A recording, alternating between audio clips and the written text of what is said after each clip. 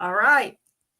All right, we are live. We are here for our Keto Study Club. Let me roll the intro.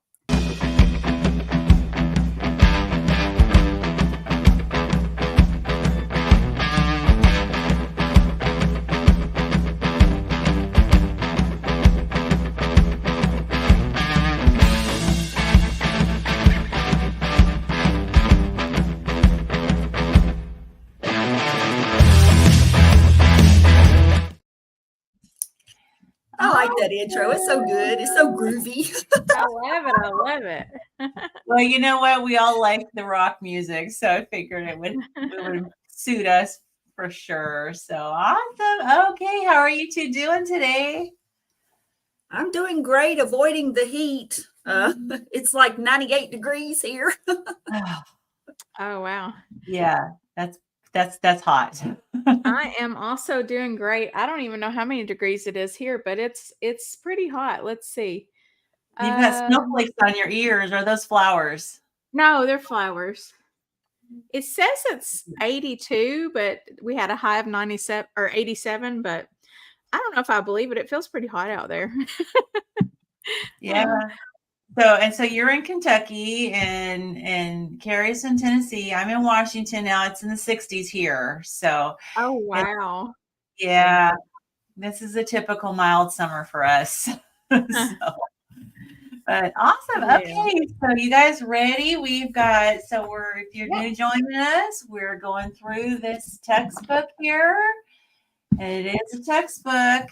My favorite day of the week, y'all, and we got to do it a day early. So I was so excited. We're here on I know, Wednesday. this is so much fun.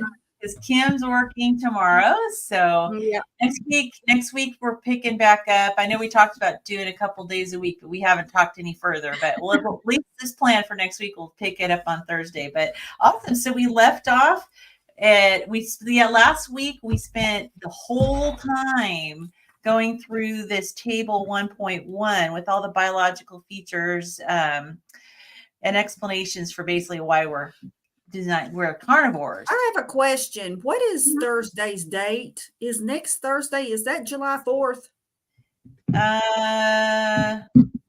Good question. Yes, it is. So we may, as much as I would enjoy it, and you all probably would. I mean, I imagine though that I don't know. Do you guys want to do it another day, or do you want to do it on the evening of the 4th? I'm cool with it. It's just it just dawned on me.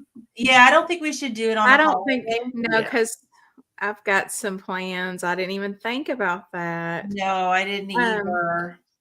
And a lot of people on Wednesday are getting ready for Thursday, so maybe we should just not do next week and pick up the following week, which would be the 11th.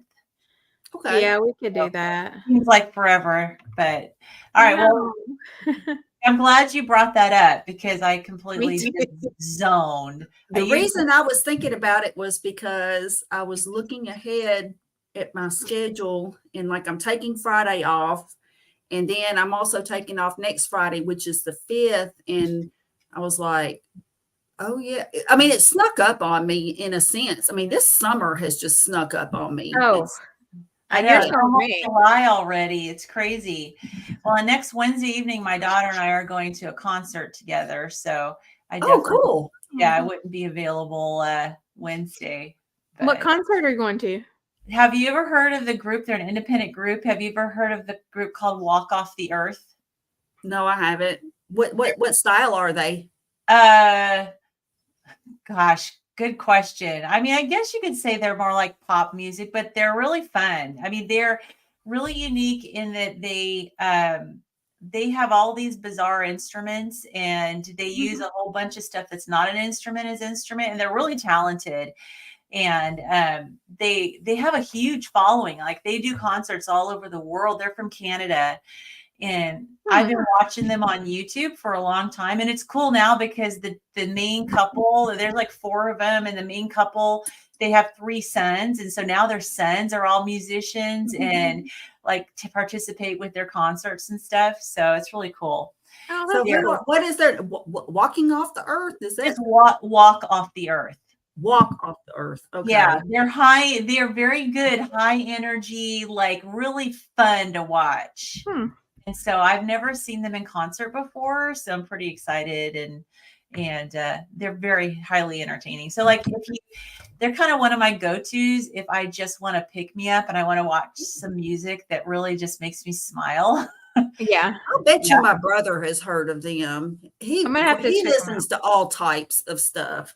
Yeah, and they have their own original music, but they also do a lot of really cool covers. Oh, okay. Because they do, some of it is just like with all their crazy weird instruments. Yeah, it's really fun. Well, that's All cool. right. That sounds like a good time. I'll be interested in hearing how that goes. Yeah, I'm looking forward to it. So I'll let you know. Walk off the earth sounds like flat earthers. You know, it does, because technically I didn't even think about that. The earth. Exactly. So Oh, that's funny. Just gonna walk right off the side. walk right off. That's right. Doesn't seem to float That off is the earth. hilarious. So awesome. So are you ready to get going? Let's go. Okay, so let's see if we can keep the reading in a circle this time. And I'm not skipping Kim. We don't want to skip Kim again. Poor Kim last week was like, "Hey, what about me?" I'm like, hey guys. I can read. Oh my God, that's funny. All right, good deal. Okay, so Kiri, you want to start? So we are read the section number and the section title so everyone knows where we're at. Okay, we are on section 1.1.6. Is that correct? The critical role of animal fat in human evolution. That's the one where we're okay. Great. I marked the correct spot. So yeah, I did too. This week. Last week I messed up. Well, we did do the table, and that little section starts in the previous page. So I couldn't remember if we had done that before we did the table or not. Yeah, no, we skipped right to the table. And okay. So you're good. All right. So 1.1.6, the critical role of animal fat in human evolution. The evidence that humans were carnivorous during the Paleolithic period has important implications for our understanding of the biology of fat and protein consumption and metabolism in humans. Carnivores have a large capacity to consume protein for energy. Cats, for example, can obtain over 70% of their energy from the metabolism of protein. Consumption of protein for energy requires the removal of the toxic nitrogen element from the protein molecule. Now that's interesting. Okay. Sorry for the thump. My book thumped. Okay. However, humans have a limited capacity to perform this removal. It is estimated that nitrogen removal becomes limiting when protein exceeds 35 to 45% of the total caloric intake. This limitation means that 55% to 65% of calories in the human diet must come from animal fat or from fat and carbohydrates in plant materials. Since humans were hunters of large animals, and large animals store over 50% of their calories as fat, it may be deduced that fat provided a very high percentage of the ingested calories of early humans. A comprehensive review led Joachim, I hopefully pronounced that correctly, to formulate the fat hypothesis, which proposes that a hunted prey's fat content was an essential criterion that directed early humans' hunting decisions. He writes, the most efficient procurement of fatty meat is given priority over that of lean meat in the decision-making process, as is that of big meat package over small. Okay. That sentence kind of didn't make sense to me. So to me, that means that they preferred bigger prey over smaller prey, and they also preferred more fatty prey over Right. lean. I guess the big meat package over small. I'm It's thinking the way we're it talking was hunting. worded. Things didn't come in packages back Right. then. Right. That I'm was sorry. It's weird. been a long day. My brain kind of fell behind a moment there. But okay. So let's see. At times, the hunted prey was abandoned once it was deemed fatless. Humans preferentially hunted large animals as they contained a higher body fat content. They specifically exploited those animal parts that contain greater amounts of fat. They also selectively hunted adult prey in their physical prime because this group of animals contains more fat than do the easier to catch younger and older animals. Finally, at great energetic expense, they extracted fat by boiling bones. In summary, the physiological and archaeological evidence supports the conclusion that the natural species-specific human diet involved the daily consumption of significant amounts of animal fat and protein. Okay. All right, cool. So that's kind of what I mean, I don't know. Have you guys actually measured your fat, like how much fat percentage your diet is? I Uh, have not. no, not I mean, I once or twice, but Yeah. I think I'm probably not getting enough fat, especially reading this. This is very interesting to me. The way that it was saying um, that basically we can't break down, we can't get rid of the nitrogen up to past a certain percentage. So that tells me, maybe I'm supposed to be consuming more fat.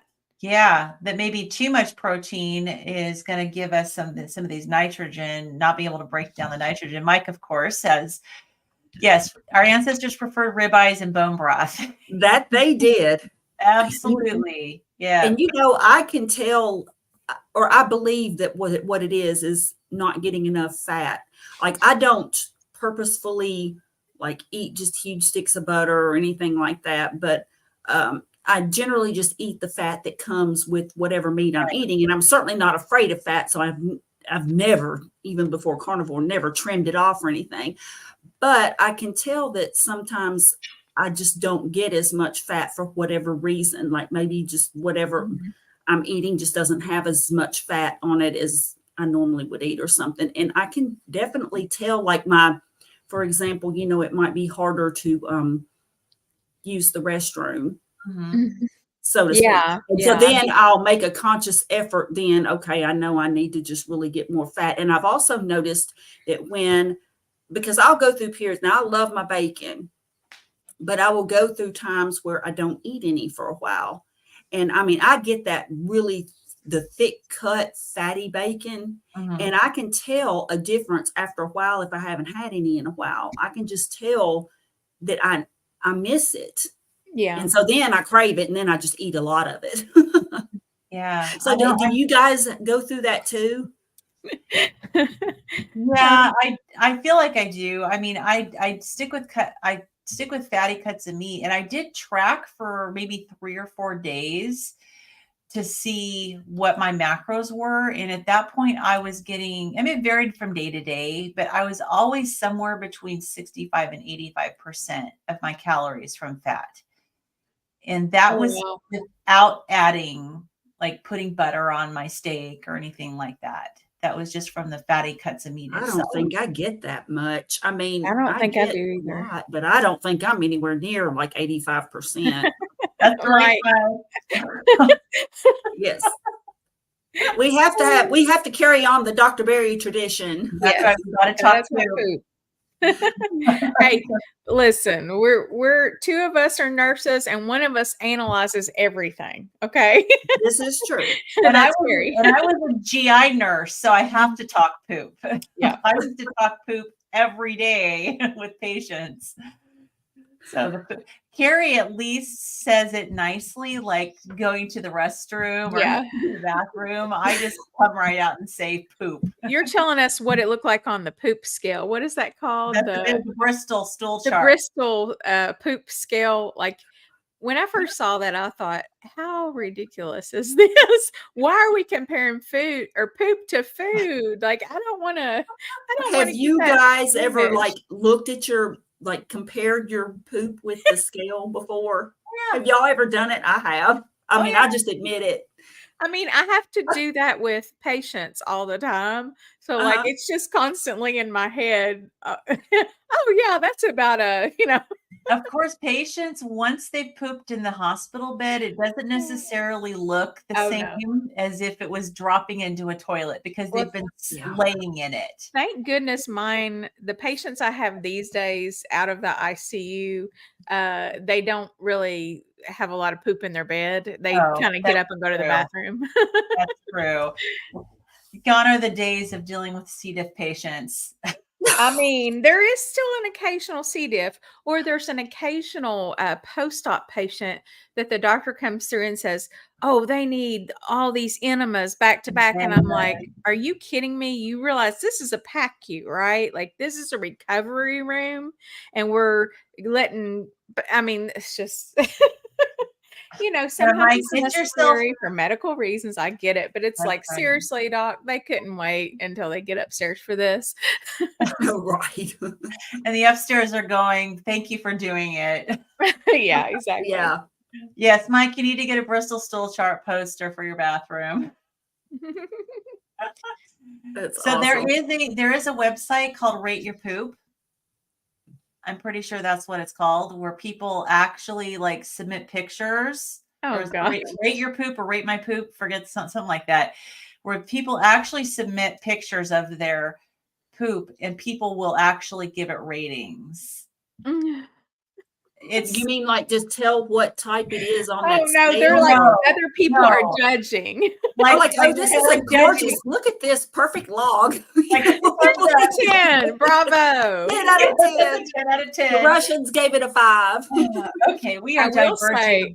I will say that as the mother of 4 children, over the years, not as a nurse, but as a mom, I have noticed that a good healthy poop doesn't usually leave tracks. Or clog the toilet. If you've got a toilet clogging cement log there, that's probably a little constipation and need some more water in their diet. Okay, so this poop talk has gone on for quite a while now. Yes, let's go on. Let's go on. That's fun. Okay. Oh yeah, it's fun. All right, good. Okay, so basically we probably should keep our protein no more than 45%. Wow. Yeah. I'm really messing up. Yeah, I think I get more. Well, and I think I'm about half and half, honestly, like half fat. Yeah.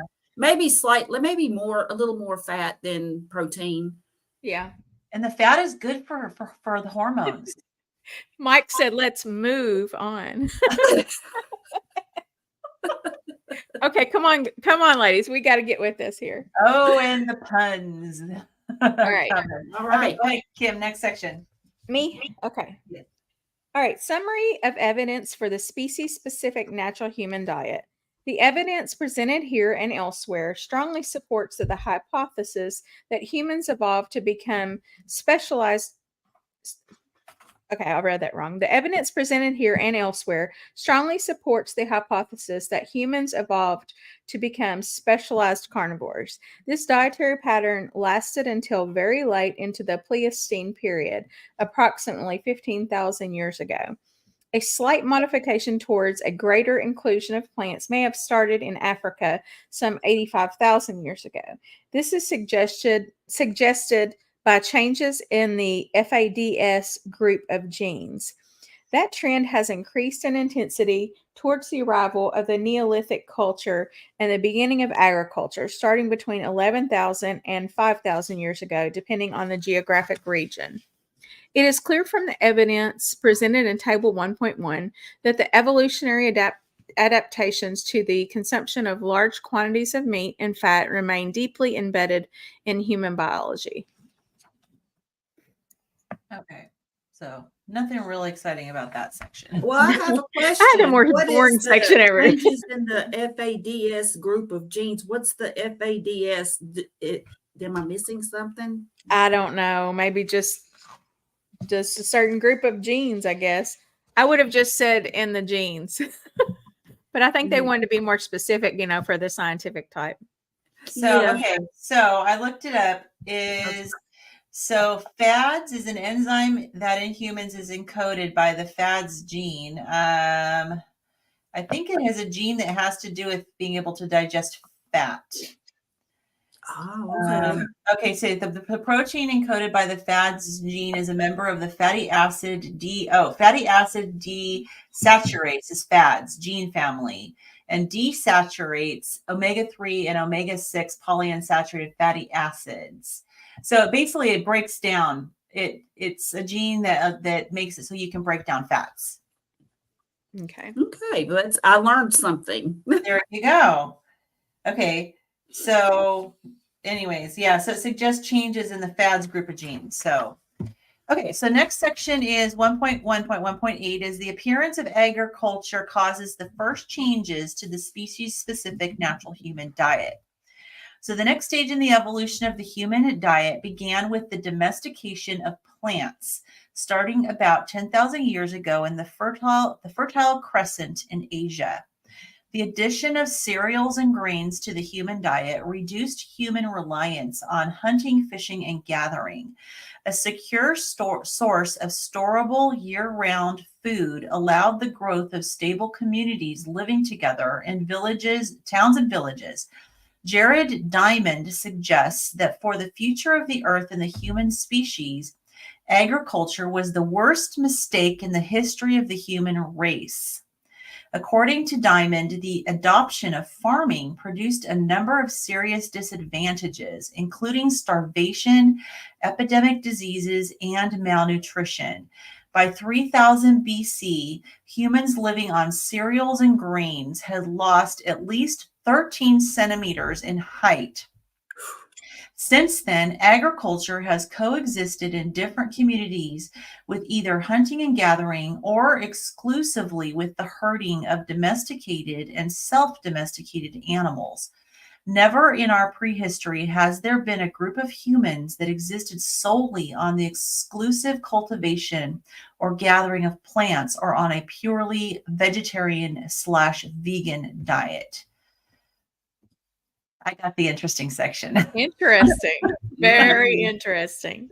Yeah, that is interesting. So, yeah, so basically, I like the fact that he says that agriculture was the worst mistake in the history of the human race. Wow. That's a lot.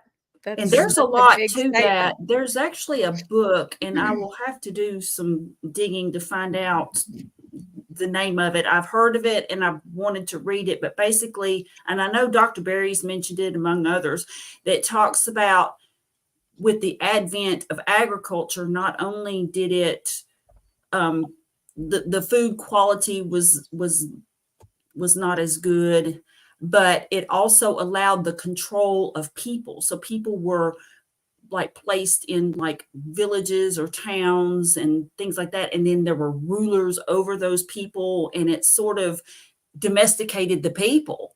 It made, it added to the class. The class system. Mm-hmm. Yeah, there were the peasants, the serfs, and just like what we read in, other books that we've read, it talks about how the starvation, and the peasants, they were starving. And so they were eating plants, and all these studies, was it the Anselkey studies that were, they studied these during an era where there was scarcity and there was starvation. And so he said the people were eating plants, but it was only that specific period of time because they didn't have access to the animal products. So if you have less hunting going on, and you can definitely develop somewhat of a class system, keep people poor and keep them sick. And like the whole Robin Hood thing. I think we've talked about this before, though. It was based on the fact that the poor peasants, the people, couldn't hunt on the king's lands where all the game was. So they were just eating like gruel, Right. and they were Right. hungry and they needed food. And that was a big part of, and I think controlling the food supply is a major way of controlling the people. So Yeah. I can see why that the whole agricultural setup was detrimental to humans, and then because the food quality, since it's not as good, the health was bad, and I mean, losing 13 centimeters in height. And that kind of lends to Mike's comment. So Mike's controversy, lots of bread eating in the Bible. Yeah, and bread was actually symbolic too in Christianity, because I know with both Protestants and Catholics, they do communion, and it's the bread is supposed to symbolize the body of Christ. And so there is a lot of bread, and also too, like in the Old Testament, where during like Passover, when the Israelites were leaving Egypt, they were supposed to bake unleavened bread. So there's a lot of bread, yeah, throughout. But yes, of course, almost no processing and lots of walking everywhere. Yeah, that's true. And even now in I think is it in Europe where the grains are better than in the US? That's what I've heard, that Yeah. they're not the like not GMO, but I mean the modified ones, like what Yeah. William Davis talks about, like in Wheat Belly, where they've been modified, they've been grown so that the seed heads are longer. There's more seeds on there, and the grains are actually, or the stalks are shorter, Yeah. and I and heard I the think heirloom grains are easier to digest, and yeah. Hey, potty Okay, talk. y'all, we better go on, or we're not going to get much red this Right. time either. That's true. Wash your hands and say your prayers, because Jesus and germs are everywhere. Okay. All right. God, love it. Okay. So that means, Carrie, next section. Okay. 1.1.1.81. The health and diets of farmers compared to hunter-gatherers. Am I on the right one? Yeah. You are. Okay, making sure. During most of the Holocene, the period of improved, warmer climate that started approximately 11,650 years ago, the human diet became more varied than it had ever been. We find societies living side by side, but eating diets that range from almost exclusively animal-based to predominantly agricultural and plant-based. But it is clear that the health of those societies that continued to eat an animal-based diet were superior.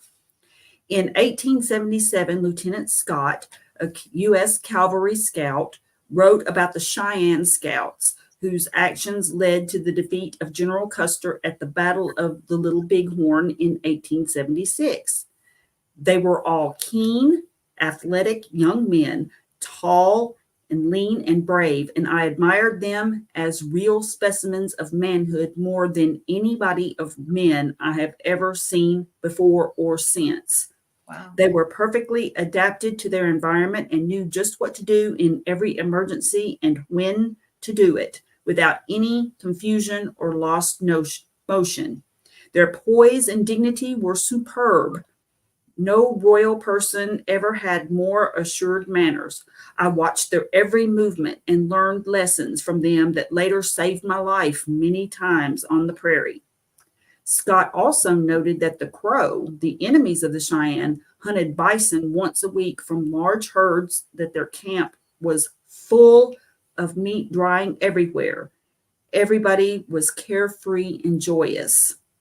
Others reported that the American Plains Indians were free of the diseases that afflicted European settlers, including diabetes, cancer, heart disease, and most infectious diseases. It is rare to see a sick body among them, and that they are unacquainted with a great many of diseases that afflict Europeans, such as gout, gravel, and dropsy, etc.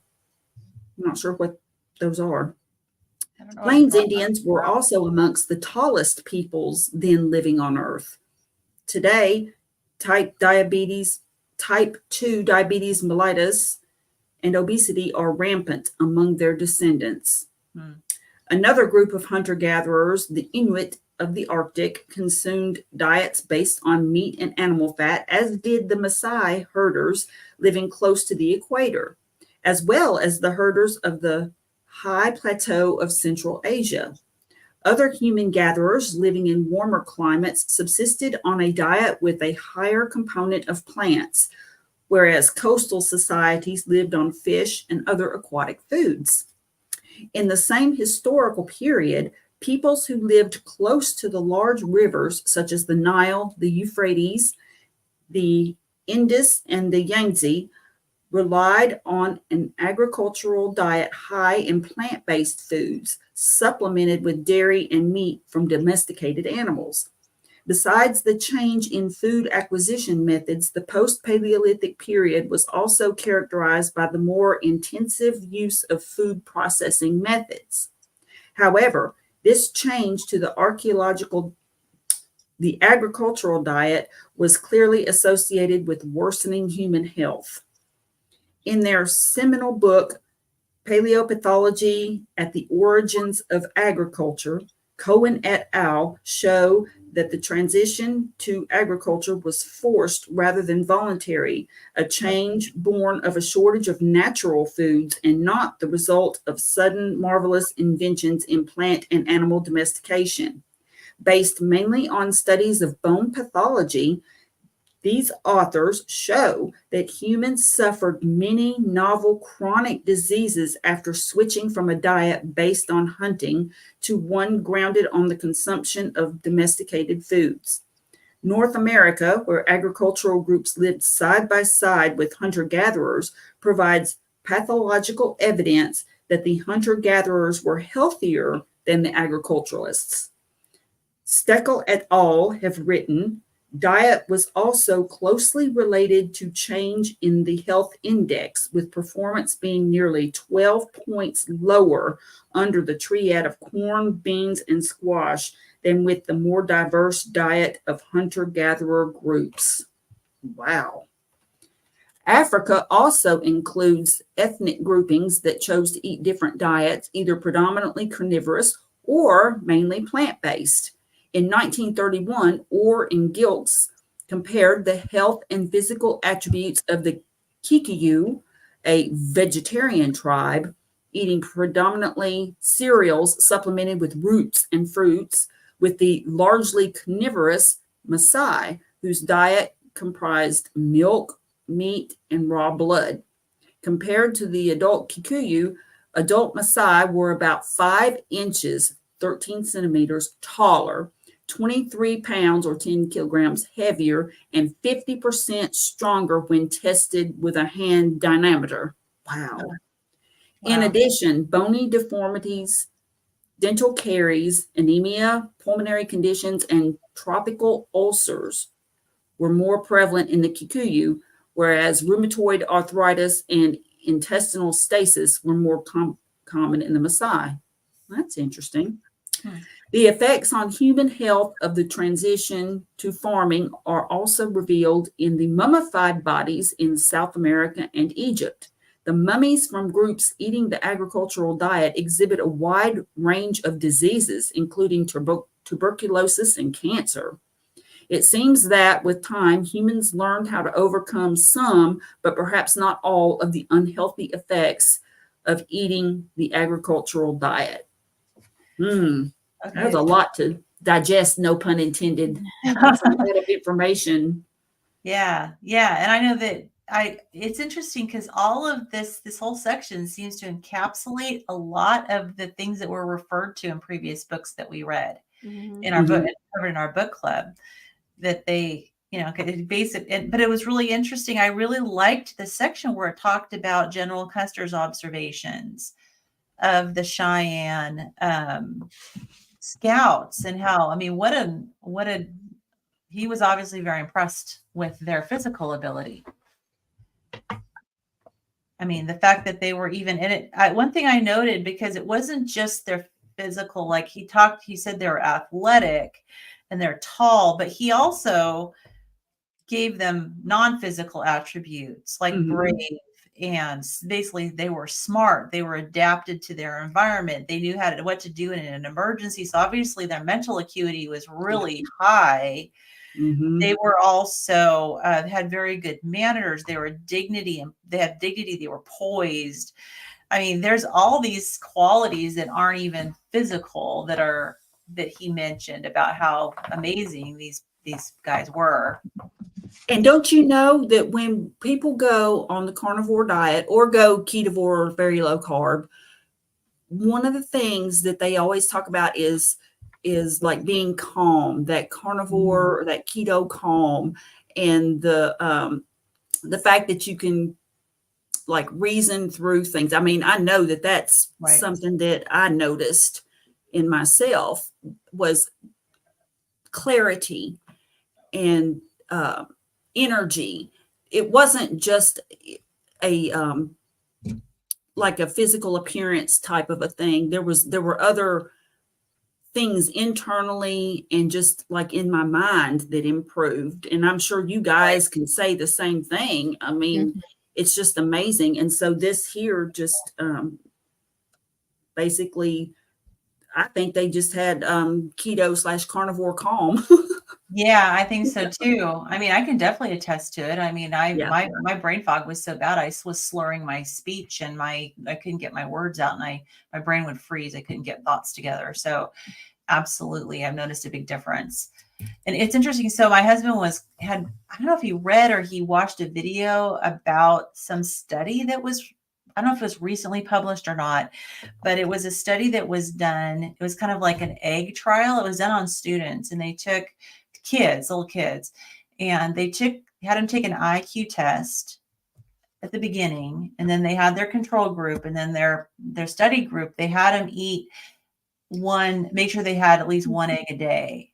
So Yeah, if they that was in already one of the books that we read. Oh, was it? Yeah. Okay. And Karen recommended their IQ points of the study group, it went up like 15 points just by adding one egg a Mhm. Yeah, I day. don't remember the specifics of it, but I remember that study being in one of the Okay. books we read. Okay. Yeah.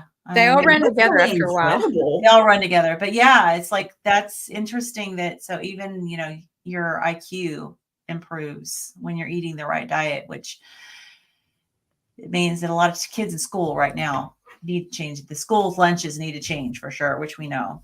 So, Mhm. all right, Kim. Okay. Food as a source of health and disease, the evidence. The health promoting diet of mid Victorians, 1850 to 1880. Victorian England between 1850 and 1880 provides an excellent example of the state of health before the change to the human diet caused by the introduction of industrial mass produced food. This mid Victorian period is now recognized as the golden era of British health. It is explained by the high quality of the mid Victorians' diet. Farm produced real foods were available in such abundance that even the working class poor ate highly nutritious foods. As a result, life expectancy in Britain in 1875 was equal to or even surpassed that of modern Britons. This was especially true for men, whose life expectancy was higher by about 3 years. In addition, the profile of diseases was quite different from those prevalent in Britain today. The authors concluded, this shows that medical advances allied to the pharmaceutical industry's output have done little more than change the manner of our dying. The Victorians died rapidly of infection and or trauma, whereas we die slowly of degenerative disease. It reveals that with the exception of family planning, the vast edifice of 20th century healthcare has not enabled us to live longer, but has in the main merely supplied methods of suppressing the symptoms of degenerative disease which have emerged due to our failure to maintain mid-Victorian nutritional standards. This mid-Victorian's healthy diet included freely available and cheap vegetables such as onions, carrots, turnips, cabbage, broccoli, peas, and beans, fresh and dried fruit, including apples, legumes and nuts, especially chestnuts, walnuts, hazelnuts, fish, including herring, haddock, and John Dory, other seafood, including oysters, mussels, and whelks, meat, which was considered a mark of a good diet, so much that its complete absence was rare, was sourced from free range animals, especially pork, and also included offal, such as OFFAL. I don't know Must if I be pronounced organs. That must be it. organ. Such as Mhm. brain, heart, pancreas, liver, kidney, lungs, and intestines, eggs from hens that were kept by most urban households, and hard cheeses. Their healthy diet, therefore low in cereals, grains, sugar, trans fat, and refined flour, and high in fiber, phytonutrients, and omega-3 polyunsaturated fatty acids, entirely compatible with the modern paleo or low-carb, high-fat diets. But this period of nutritional paradise changed drastically after 1875, when cheap imports of white flour, tinned meat, sugar, canned fruits, and condensed milk became more readily available. The result was immediately noticeable. By 1883, the British infantry was forced to lower by 3 inches its minimum height for recruits. By 1900, 50% of British volunteers for the Anglo-Boer War were rejected because of undernutrition. The changes were associated with an alteration in disease patterns in these populations, as clearly described by Yellow Lees in the patients in his rural medical practice in the Scottish Highlands. The remarkable health of other pre-industrial societies eating their traditional diets, and conversely, its immediate destruction with the adoption of the industrial or colonial diet, has been captured in the unique and remarkable writings of Dr. Weston Price. So they were able to eat a much wider variety of food. Oh, I have a guest. What's happening, ladies? Hey. Hello. Hello. How's it going? So he's just been popping in recently on my videos. Just saying hi. I want to see where my wife is spending all her time. Huh? Just with these two nerds, Yeah. Nerding it out. That's right. So, All but, right. See you later. but they were able to eat a lot wider variety of foods. And I mean, this is kind of a lot. It doesn't include grains, but it also, I'm assuming that a lot of these were grown locally. And it makes me wonder too, like if we were raised with really good, high quality foods, even if it is vegetables and fruits and stuff, if maybe our metabolic health would be better. Because it wasn't until the industrialization and they started adding the cheap stuff and the processed stuff that their health started to really change.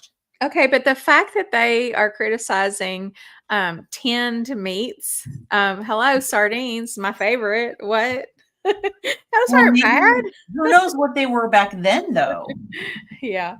I mean, who knows? I mean, now we have the process to make sure that everything is sterile and that the seal is really good.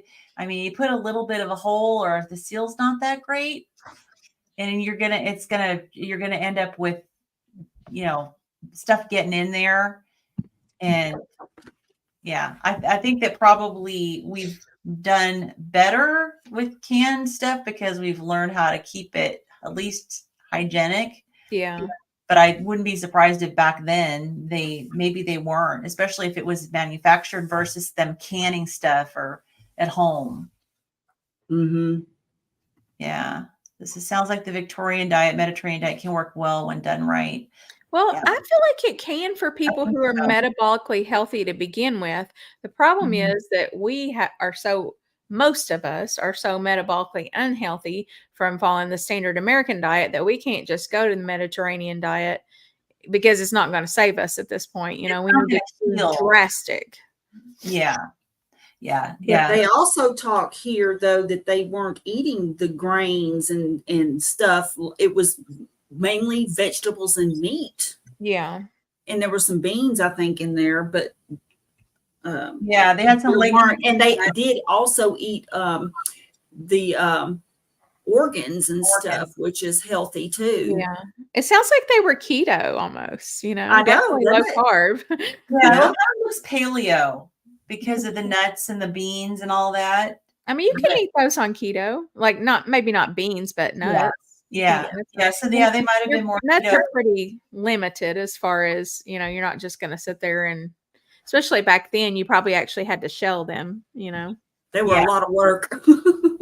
Yeah, that's true. Yeah, so you probably weren't grabbing a whole Costco size container of nuts and chomping away as you're watching Netflix, right? Yeah. Okay. All right. Let's see where are we. Okay, we're good. So next section is 1.1.2.2. So it says Weston Price investigates the health and diet of traditional societies.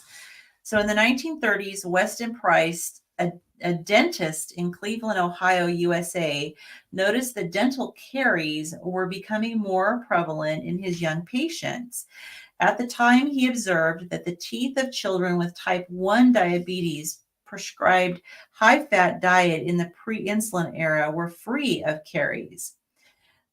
The diet comprised milk, cream, butter, eggs, meat, cod liver oil, bulky vegetables, and fruit. His own experiments had also shown that one meal a day high in fat-soluble vitamins could prevent the progression of dental decay in children with active dental caries. He also knew that the teeth of ancient South African fossils did not have dental caries. He wondered whether perhaps a recent dietary change could explain the increase in dental caries among the children in his dental practice. He knew that to answer that question, he would need to travel the world in search of peoples who were still eating the controlled diet that they had eaten before the spread of the modern industrial diet. If they were healthy, he would know that the adoption of that novel diet is a key driver of the ill health of modern humans. So, interesting. I hear a lot about Weston Price. Admittedly, I do not know much about him, but I keep hearing his name come up, in different books and in different, Right. like in the keto realm. I forgot he was a dentist. Yeah, I don't think I ever knew that. Yeah. Yeah, exactly. I found the Weston A. Price Society had a website. This was like when I first started delving into diet and stuff. Yeah. And I did, that was my introduction. So I sort of, between him, that website, and Mark Sisson, it was sort of introduced me into like paleo. Yeah. So I remember hearing you talk about that. And then I've seen it in several places since I heard you talking about that. So I'm like, maybe I should look into exactly who he was and what he did and stuff. But Mike, you have a great point. Dental health is one of the biggest selling points of carnivore. I think all of us have probably had, good reports from our dental hygienist since we started carnivore. I know I have, and I've heard just numerous reports, some too many to count, but it's still, it's still really amazing that they can look and just know immediately, like, oh, wow, something's really different, Even they see a difference in the gums, like gum inflammation. Yeah. And even in the absence of any gum disease, because I didn't have any gum disease before, they can tell, like, there's just a huge difference. Your gums look healthy. You don't have as much plaque on your, beneath the gum line, and it's amazing. Yeah. I had periodontal disease, and it's definitely getting better for sure. I've never had cavities before, but for me it was the gum, some gum inflammation. I didn't have gingivitis. I just have receding gum. And they say that can never go away. I've heard people say before, like, not just a few people, like I've heard actual dentists say that once you have gingivitis, it doesn't really go away. You just have to kind of stay on top of it. Wasn't it Jordan Peterson that had a really bad case of gingivitis, and I believe so. I believe you're right. Just a lot of things are going away or at least lying dormant, Getting worse. Yeah. I know my gum inflammation has definitely improved. And, time will tell whether the receding gums start to, come Yeah. back or not. They can they can fluctuate. So, and that's another thing is a lot of dentists will tell you that once you have gum recession that it cannot improve. But mine, so where I had the Invisalign, I've had it for almost 3 years because I should have just got regular braces probably. It's just been really difficult to get this one little tooth to line up. And so anyway, I have really bad gum recession on these bottom two, and it has improved. And I told my dentist what I've been doing is I've been using a water flosser every night, and then also eating carnivore, and then also I've been using a one of the vibrating toothbrushes, ultrasonic or whatever, sonic toothbrushes, and I kind of just do it on the gum really easy. I don't aggravate it, but I figured that would probably stimulate blood flow. And it turns out maybe I was right because my dentist said it does look like my gums are improving. So, well, I needed that. That inspires me because I do have a water pick and I don't use it enough. Oh, those water, I have to use it every night. And I use warm water because after you have Invisalign, your teeth are kind of sensitive Mine for a are. while, Yeah. But anyway, I'm getting way off track. Sorry. It's a topic. That all fits because Weston A. Price, talking about, comparing the caries among people who eat a certain way versus not, and then wanting to look into that. And then we're living proof that these benefits are true. We're confirmation of that. Us and a lot of the many people who are out there, in the keto carnivore space are all finding these improvements. So while people think of it as a weight loss thing, it is just really improving you overall. And like you said, Kim, I mean, they dentists and experts, say that, oh no, this can't get any better. I mean, once you've had the recession in your gum line and all that, you just can't recover from that. You can slow it, but you from doing it anymore, but you can't like grow it back. And but I've seen stories like on Dave Mack's channel, people talking about the same thing where they've had improvement in their dental health like that. So yeah, definitely. All right, good. Well, the next section is another large one. Carrie, do you want to split it with Kim? Sure. I guess I'll go down to where it says in Australia. All right, cool. And then that looks like that'll be about half, I think. Yeah. Okay, cool. Okay. Roughly. I mean, I'm not going to throw a fit if it's, I didn't get to read as much as Kim. Words. But okay, here we go.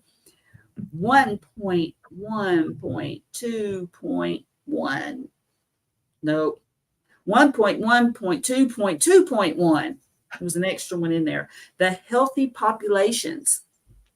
With his wife in support, over the next decade, Price examined the teeth and general health of the Swiss inhabitants of the Lachstendal Valley, of Scottish families living on the outer and inner Hebrides, of the Inuit Eskimos of Alaska, of the Indians of the North, West, and Central Canada, the Western United States and Florida, of the Melanesians and Polynesians inhabiting the archipelagos of the Southern Pacific, of 6 tribes in Eastern and Central Africa, including the Maasai, of the Aborigines of Australia, of Malay tribes living on islands north of Australia, of the Maori of New Zealand, and of South Americans in Peru and the Amazon basin.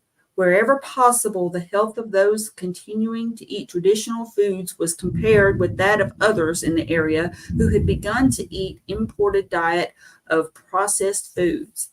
Prices traveled with a mobile laboratory as well as photographic equipment to collect food samples and to photograph the teeth and faces of the people they examined, as well as recording their general state of health.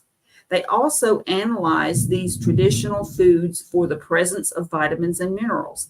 The result of this 6-year project are described in the remarkable book, Nutrition and Physical Degeneration. Ooh, I that have sounds not read that good. book, but I want to. That's on my list. The Prices discovered that those farmers and herders who adhered to their traditional diets were, in general, very healthy. Specifically, those who continued to eat the foods of their ancestors showed an almost total absence of tooth decay, broad faces, wide nostrils, and perfect dental arches, superior immunity demonstrated by an absence of tuberculosis in some communities, such as the Swiss of the Lochstendal Valley, and an absence of most of the modern chronic diseases of lifestyle, including cancer, rheumatic diseases, and other autoimmune diseases.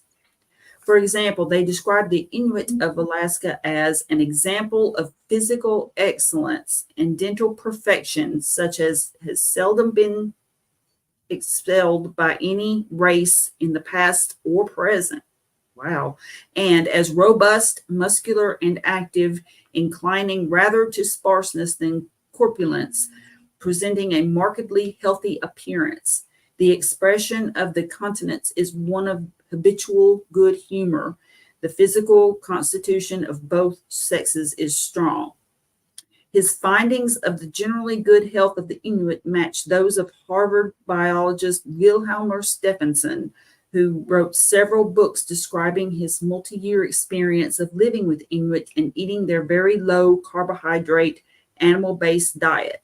Stephenson also observed that the Inuit appeared to be free of cancer. Wow. I didn't realize his Weston Price's travels were so vast. I was thinking the same thing. I knew that he had gone up to study the Inuit, and I think I knew he had gone over down to the Maasai. But all of these, yeah, that was a lot. So he studied a lot. And it's interesting too that here he is also talking about the Inuit in more than just physical terms, right? That their expression is one of habitual good humor. So he's talking about their mental health as well. Yes. Yeah. And this has definitely helped many of us with our mental health. Yeah, definitely. Okay.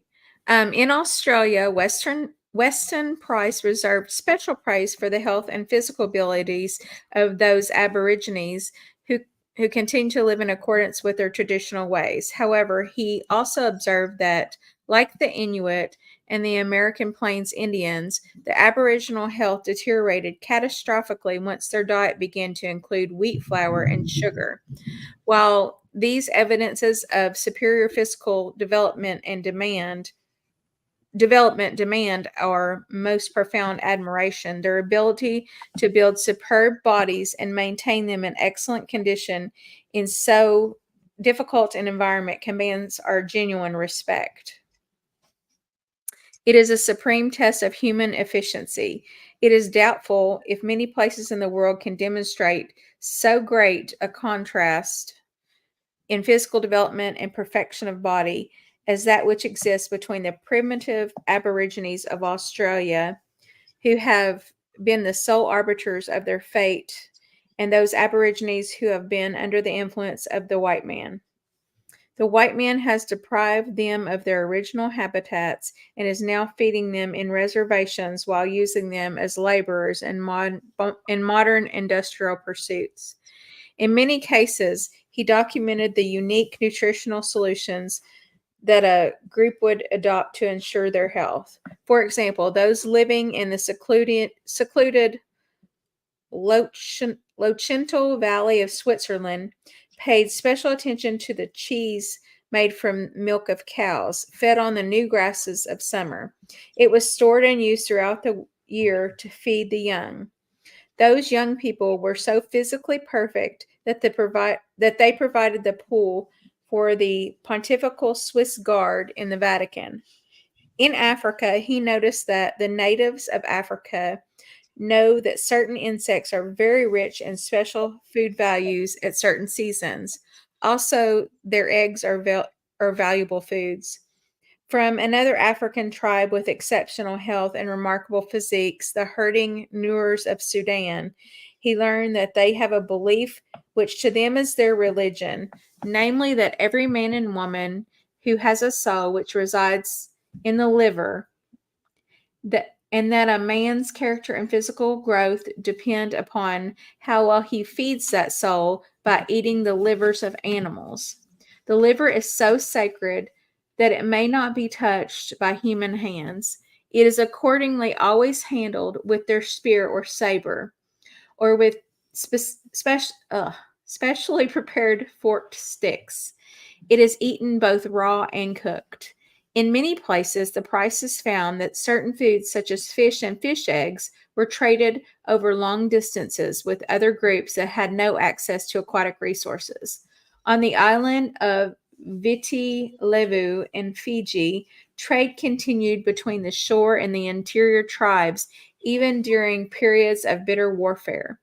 The interior group would leave mountain plant foods in known caches at night. In return, the shore groups would leave seafoods. In many of these groups, a special diet was prescribed to newly married couples and to pregnant women. In the Peruvian Andes, the prices found young children with pouches filled with fish eggs that they had collected hundreds of miles away on the Pacific coast. Analyzing these fish eggs, Price found that they contained a high level of what he termed factor X, which he deemed essential for healthy growth. Sorry, that was thunder. Oh, that's Wow. The okay. storm moved in. Wow. He identified factor X in different foods of many societies, including the special cheese of the Swiss Lautenschall Valley. Factor X was later identified as vitamin K2, which is responsible, among other effects, for the orderly distribution of calcium to various bodily organs. Comparing the vitamin content of traditional and modern foods, Price concluded that the most crucial difference between the two can be found in the higher content of fat-soluble vitamins like vitamin A, D, and factor X, or K2. He wrote, I have shown that the primitive races studied were dependent upon one of the three sources for some of these fat-soluble factors, namely seafoods, organs of animals, and dairy products. These are all of animal origin. This remarkable book provides an image of traditional societies with astonishing practical knowledge on how to prepare foods optimally for the promotion of health. Their knowledge has been accumulated over countless generations, largely via anecdotes and without the use of scientific method. Today, we would not consider that this method of knowledge accumulation, anecdote versus randomized controlled trial, is scientifically acceptable. And I would like to add, unless you're a carnivore. That's right. That's right. We lost Carrie. Oh, I wonder if it's the storm. Uh-oh. Hopefully she'll be back. Yeah, it sounded like a pretty bad one. Yeah. I was wondering if she was going to lose her electricity there. Well, hopefully she'll make it back. But interesting. Yeah. And like that last statement is so true, because we say that we have to have these randomized controlled trials, but in all the books we've read, we've seen how poorly done they are. Yeah. Not only that, but I mean, it's the, as Dr. What's his name? He says it's the individual stories that matter. Dr. Right. Oh, what is his name? Carrie said her power got knocked out. Oh, okay. Well, sorry, Carrie. I'm sorry. But Dr. Kiltz says that, and Dr. Berry and some others say, at what point, how many anecdotal stories equal evidence? You Right. know, I mean, I know it's not a high grade evidence. It's not a randomized control trial level of evidence, but people's stories matter, and like Right. people care what other people's experiences are, you Yeah. know. And I don't need a scientific study to try something out. You know, I don't need a scientific study to know how that thing I tried out that my friend recommended affects me. Right. And especially when you hear person upon person upon person who is experiencing the same benefits. And that's why I love reading comments in the videos. Like I, Yeah. watch a testimonial of somebody and it's like, okay, well, that's one person. But then you read the comments. Oh yeah. Like And I saw somebody in the comments the other day of a Dave Mack video. He said, you know, or he or she said, the comment section is often just as good, if not better, than the video. And that says a lot. I mean, Dave's videos are great, you know, yeah. but there's just so many people in the comment sections of most carnivore videos saying, oh yeah, I did this and blah, blah, blah, you know? Yeah. Yeah, absolutely. So, I recently not watched a documentary about the Aborigines of Australia, and it is so sad to see what's come of them as far as, as they're, it's been, I think it's been more than one generation now where they've been exposed to the processed foods and their health is terrible. And it's really, really just sad to see what what has come of them. Same with the Native American tribes too. So Mike says exactly, Kim, look at all those groups people list, look at all those people groups listed. They didn't have modern health care. They had generations of experience on how to live. Yes. Yeah. Absolutely. Yeah. And it's funny because they lived that way, but they didn't know what diseases they were missing out on, because they just didn't have those diseases. And, this just goes to show that, like, we don't need any special study to tell us how to eat. It's just what's natural, what's from the earth, what's, regardless of what diet you're on, it's, if you eat foods that are natural, whole foods, you're probably not going to have a lot of sickness. Yeah. And when you think about it too, even people who rely on their garden, they're not growing grains, right? I mean, they're not growing rice. I mean, unless you have a big farm, right? But it's just normal people they have a little bit of property or even a backyard garden. They're growing some just basics and, just veggies. They may have some fruit trees and And, back then, even, I mean, in all of these cultures, I would say that there was probably some variation as to what people could tolerate to eat, just like with us. Like, I may be able to eat this, you may not be able to eat it, and vice versa, Yeah. And of course, if we're all metabolically healthy, we can probably tolerate pretty much the same types of foods. But I like the hunter-gatherer thing, because they would just rely on seasonal things that they could find. Oh, look, we've got Carrie back. Let's see. Oh, Carrie. We've got her almost back. I'm in the dark. You're in the dark. I don't know. Well, we can hear you. So Mike says, so humans are saying, so you are saying humans can thrive without a copay. Yes, exactly. That's what I'm attempting to do right now. So. Yes, go with Well, that. shoot, this is bad, but at least I'm here. Yeah, we can hear you. We can see the outline of your little face. I can see your face just a little bit. You need to just get a flashlight, and put it like here, like the spooky campfire scenes. Yeah. Oh man. Yeah. I figured maybe some of the light from the window would, but oh well. I'm improvising. Hey, I'm using that carnivore calm. Yes, I think we can make it. We have got 3 small sections, including a summary. I think we can actually make it through this part if you guys want to go for a few more minutes. Yeah, we can. It's just I can't see to read, so I won't be able to read anymore. You guys will have to do it. Okay. So then I'll read the next section. It's small. So There is some feedback though, so I don't know why that is, but some reverb. Yeah. yeah, I'm just hearing like some echo. It was since Carrie's come back. I don't know if it's, you may want to just mute your mic if you can, Carrie. Yeah, I'll mute. Okay. Oh yeah, the feedback went away. Okay. All right. So the next section is 1.1.2.2.2. Carrie's phone. It's okay.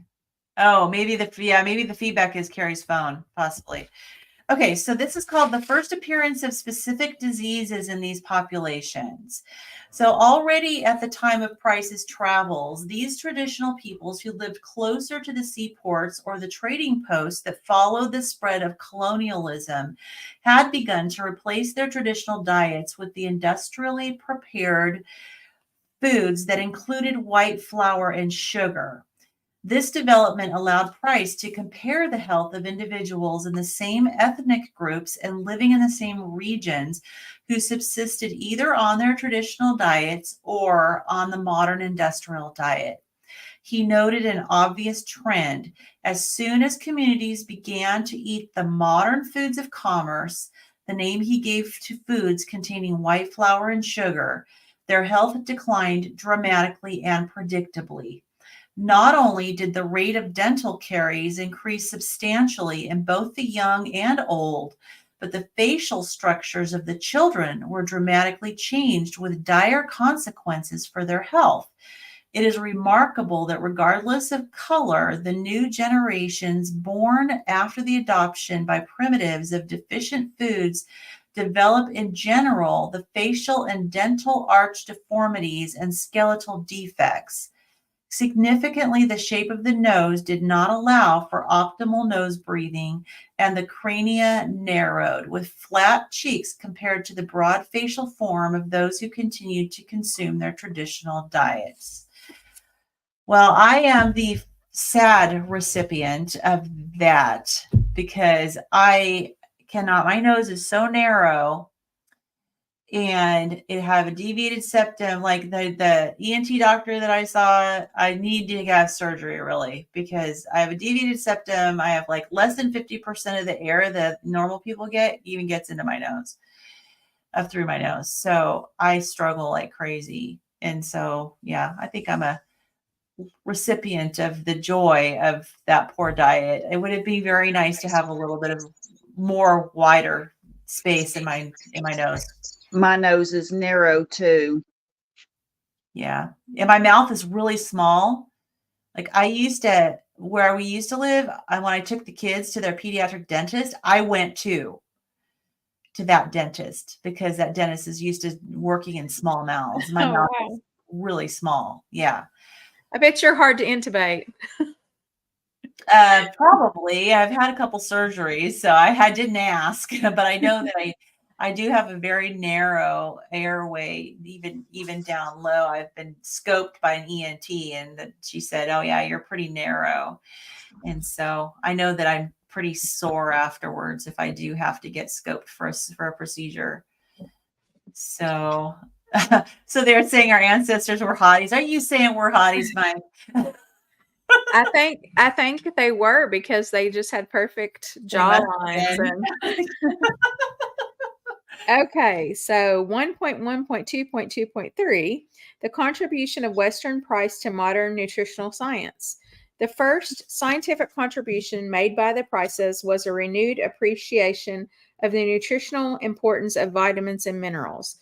Not that the Prices knew which specific vitamins or minerals were involved, but they did realize that something special was present in the specific cheese, fish eggs, liver, or a myriad of other vitamin-containing foods that were unique to the diets of the different healthy populations that they studied.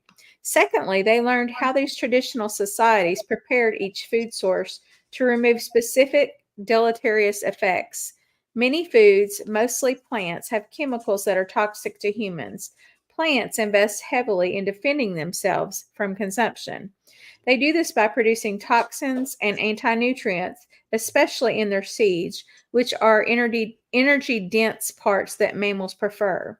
This explains why humans cannot safely eat raw wheat, rice, or beans. The harmful chemical compounds in most plants include rapidly acting toxins, as well as toxins that produce more subtle effects with prolonged consumption. They also contain compounds that reduce the digestibility of the plant macronutrients and interfere with mineral absorption. Humans have developed a number of methods of food preparation or preservation that neutralize wholly, partly or wholly, these deleterious chemical compounds in plants. The best known and arguably the oldest preparation method is thermal processing, be it roasting, cooking, or baking. The cooking of plants has been practiced since at least the Paleolithic era. Fermentation, which is the external predigestion of food by bacteria, also dates back to the Paleolithic era. Fermentation is widely used to prepare plants as well as dairy products and sometimes meat. For example, the rising of dough is a form of fermentation. Thus, the preparation of bread combines two food preparation methods, fermentation and heat cooking, or heat processing, or baking. In societies in South America and Africa whose staple food is maize, the maize is fermented and cooked with lime in a process named nixtamalization, which removes the anti-nutrients that interfere with plant nutrient digestion and absorption. Sprouting and soaking are also effective in neutralizing plant toxins and are used to prepare legumes and cereals, amongst other foods. So this whole section is Dr. Chafee. Yes, trying to that's kill what it. I was thinking. Yes. But I mean, and I know that he chooses not to eat any plants, but I know that you can prepare them in such a way that you can neutralize the toxins. So, but I guess the question is that are they still serving you? Like I don't eat any plants, but it makes me think that maybe if I did choose to sometime in the future, if I'm metabolically healthy, I'm definitely not going to go raw. I wonder about these people who are just raw vegans. Yeah, me too. Yeah, and how they. I know a lot of people when they initially become vegan or vegetarian feel better, but I just think it's probably because they're getting rid of all of the processed garbage. And that's what they think about us too. I've been watching some of them recently. Like they just pop up and I'm like, okay, I want to see how they think. Well, and there is something to be said about getting rid of the processed garbage and getting rid of the sugar for sure. I mean, I think that a part of the benefit is that. But I think the people who've been long-term carnivore are still doing well because we're also getting nutrients and we're not getting those anti-nutrients, the toxins of the plants. So well, early in my carnivore journey, in one of my videos that I don't know if it was the video that you discovered me where I was listing all the symptoms. I had a couple of those. But anyway, early in my journey, I said at the end of the video, and I almost wish I could take it back, but I said, it's not that I think that it's just the addition of meat, but maybe the absence of everything else. Mhm. And I no longer think that, but you can't change a video. So yeah. kind of like what you said. I think it is the meat, Right. I know because I'm like you, like early on in my journey, I honestly didn't know how many nutrients, vitamins, minerals, and all the nutrients are actually in meat. And so, yeah, it was easy to think, well, it's just that you take away all this other stuff, but you're also adding nutrients that you weren't necessarily getting before. And the bioavailability is really important because I know with plants, a lot of times those nutrients get caught up in the fiber and they go out of you as poop. Mike, you still here? And they kind of go out of you. You don't necessarily absorb everything. Whereas with the meat, I think you absorb a lot more. So, alrighty, one last section and then we can make it a wrap for today. So this is the summary for this part. So it says, to summarize, the study of traditional healthy societies teaches us that humans built countless food systems by trial and error, each unique to a particular environment. These systems included a unique set of essential foods that originated within those environments, as well as methods for removing toxins from plants to increase the absorbability of their contained nutrients. Most importantly, being relatively small and stable, these traditional societies could ensure that this knowledge was passed down from generation to generation. In overview, we can see that an originally meat-dominated diet during the first 2.5 million years of human evolution transformed a few thousand years ago into thousands of locally adapted diets, each forming a complete nutritional system aligned with a specific local agricultural system that provided healthy nutrition for all members of these local communities. However, as the very reason for the price's travel shows, signs of deterioration, both in dental and general health, appeared in the first half of the 20th century in America and other non-secluded parts of the world. Industrialization and the global trend of urbanization seem to have broken the transference of communal nutritional knowledge.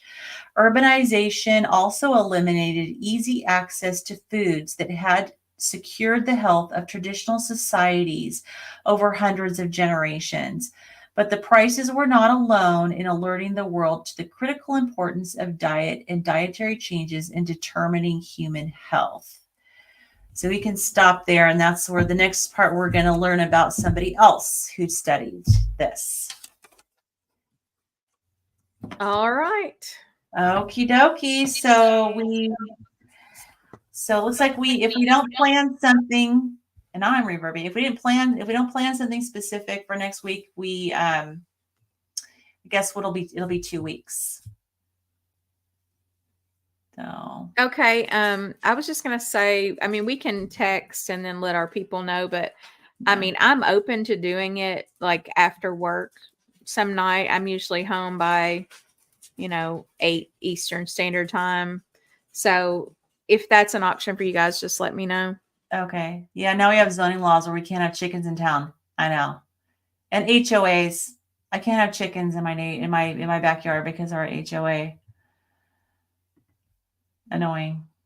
So yeah, so we'll definitely see if we end up deciding to fit a session in next week. We'll schedule it. We'll let you know for sure. All right, so let's plug Carrie's channel. Carrie is at My Meatomorphosis. So if you want to find her there. I'm at Midlife Carnivore. Kim? I am at Carnivore Nurse Kim. So Awesome. come check us out. Carrie, I hope your power comes back on soon. Yes, I hope Me so too, because it's hot. Oh, Even though the storm moved in, it's been like 98 degrees. It's been so hot. And I can already tell. Take a cool shower. Man, I'm gonna have to. open some windows and get some air circulating. Probably hotter outside, I would imagine, huh? Yeah, I don't know. There might be a breeze out there. It looks like it's blowing, but yeah, this just, I mean, I was startled after that first loud thunderclap and lightning flash, and then it was like right after that was when my power just went whoop. Yeah. Oh, bummer. So, but I'm glad that I was able to participate, and even though you can't see me, and I'm here by a window, I do not understand why you can't at least see a little bit of me, but I'm by a window and there's no light, so I'm not sure what's going on there. My camera's on, so. But anyway, I enjoyed it, you guys, as usual. I'm so glad that we do this. I learn a lot, and of course, hanging out with you guys is always great. Mm-hmm. Yes. One of these days we're going to get together in person and have our little nerdy meeting. That's right. I love it. That sounds good. All right. Well, thank you, everybody. Like, it was kind of cool. Good night, everybody. Have a good one. Have a good one, everyone. All right. We are ending the